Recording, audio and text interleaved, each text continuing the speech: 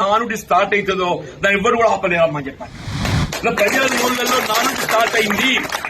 రేవంత్ రెడ్డి పోవాలి, కేసీఆర్ రావాలి అనేటువంటి నానుడి ఏదైతుందో ఇవాళ ప్రజలు ఆరంభమైంది. మీరు ఎక్కడ పోయినా చెప్పంటున్నారు.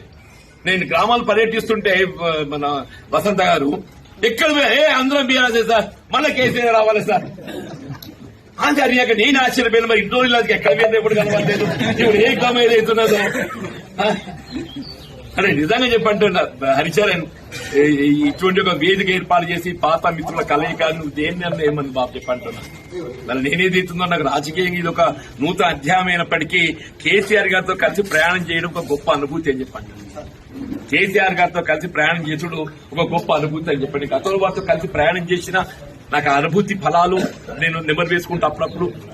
నిజంగా రాజకీయాలలో ఏదైతుందో ఇవాళ నీ నానే భేద భావన లేకుండా అసలు దాని అవసరం గుర్తింపు ఇక్కడ